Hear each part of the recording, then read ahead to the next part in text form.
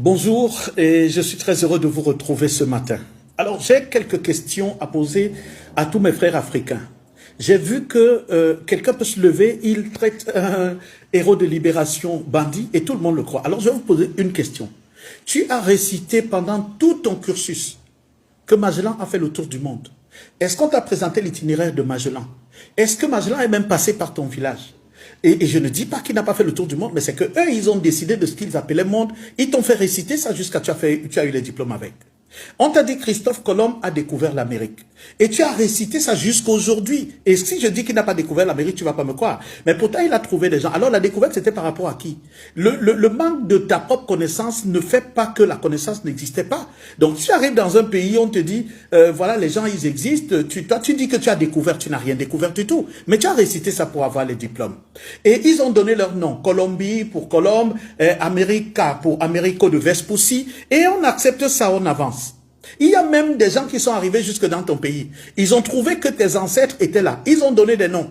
Est-ce que tu t'es posé la question de savoir comment ton pays là s'appelait avant que ces gens-là n'arrivent? Les gens arrivent, ils disent Rio dos Camaroes. Et ton pays finit par s'appeler Cameroun. Et on te donne l'impression que le pays n'existait pas avant.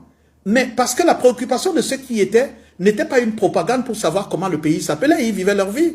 Mais on a donné le nom Cameroun et tu récites je suis Camerounais. Je suis Camerounais. Mais le nom ne vient pas de toi. Alors il faut faire attention aux dérivations et à la tricherie, au trucage de l'histoire.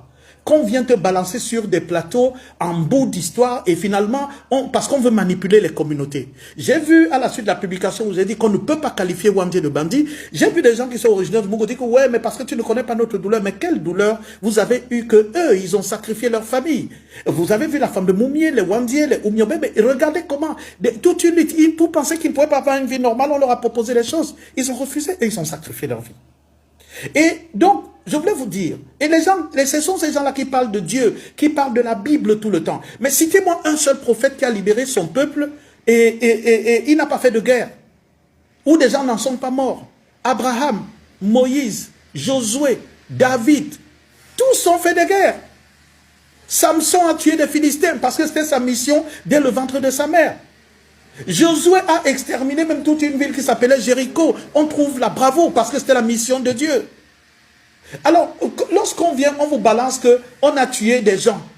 Ça veut dire que c'est des bandits. Mais est-ce que vous viendrez aujourd'hui à l'idée de dire que Moïse, David ou Abraham sont des bandits? Il faut faire attention. Parce que quand Dieu confie une mission, vous ne pouvez pas sortir de quelque part et vous commencez à dire non, c'est des bandits. Mais bandits, c'est par rapport à quoi?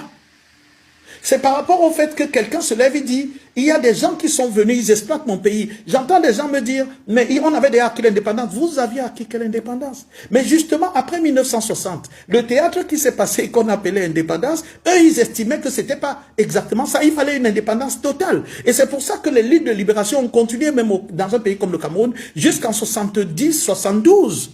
Moi, mon père était affecté en Gambais. En 72, il y avait le maquis en Gambais et c'était comme une affectation disciplinaire. Donc, il ne faut pas vous arrêter sur des bouts d'histoire. Et parfois, je vais vous dire comment vous savez, l'histoire est racontée par les vainqueurs. Les vainqueurs racontent généralement l'histoire à leur façon pour vous convaincre qu'ils étaient obligés de faire ça parce que c'est ce que les autres avaient fait. Donc, le vainqueur ne vous raconte pas une histoire pour se donner du tort. Le vainqueur raconte une histoire pour renvoyer le tort à l'autre. Il y a des choses qui se passent aujourd'hui pendant que vous êtes contemporain. Il y a des gens qui sont en prison. On dit c'est ils ont manifestation des opposants et tout cela. Dans 50 ans, on va publier des choses pour dire qu'ils ont même tué des gens. Et tu vas voir que d'autres personnes vont croire. Non. L'histoire, il faut faire très attention. Les guerres de libération, on ne peut pas assimiler. Dites-moi comment un homme qui se battait pour libérer un peuple peut se battre pour le tuer. Alors, l'administration coloniale était très technique. Ils avaient les techniques de diabolisation de ces révolutionnaires et ils mettaient en place des stratégies pour les diaboliser. Parfois, ils exterminaient eux-mêmes des villages. Vous savez pourquoi André-Marie Bida a été remplacé? On lui avait demandé de raser toute la grande zone de la Sanaga. Donc, il faut pas que vous vous leviez et que par des bouts d'histoire, on vous manipule. Et vous tenez des Bibles. Des gens ont libéré le peuple d'Israël au prix du sang. Ils ont libéré le peuple de Dieu au prix du sang. Donc ne venez pas mettre ça en bout parce que c'est de la manipulation. C'est de la manipulation. Lorsque vous avez un objectif à atteindre, qui est un objectif de Dieu, et que sur la route, il y a des dégâts, ça fait partie du plan de Dieu. Quand Jésus est né, on a tué des enfants de 2 ans. Vous pensez que les Rachel qui pleuraient parce qu'on Hérode avait décidé de tuer leurs enfants, vont croire que, à ce moment même, se disaient que, mais comment à cause d'un bébé, on est en train de tuer nos bébés? Est-ce que ça enlève le caractère messianique de Jésus? Non. Il faut faire très attention avec des choses que les gens ils viennent vous balancer, des choses qui sont comme des bouts de phrases pour aboutir à des manipulations grotesques. Et opposer des communautés, c'est pas subitement, vous avez la sympathie pour un peuple, mais il y a d'autres peuples qui ont été exterminés. Si vous allez au nord, vous allez à l'ouest et ainsi de suite, vous allez trouver qu'il y a un peuple pour avoir l'autorité sur un autre, à assimiler un peuple, et donc il a fait des dégâts. Moi, je suis de la famille royale. Nos ancêtres et mes grands-parents avaient des esclaves qu'ils allaient chercher dans les zones de Yabassi et autres là. Ils venaient les assimiler et ils sont devenus, pour certains, les fils de la localité. C'était des logiques d'assimilation, de conquête et autres qui existaient. Maintenant que vous dites qu'après 60, il y avait encore quelle guerre à faire? Si vous ne savez pas que la guerre continue jusqu'à présent, alors vous avez un problème de culture. Bonne journée.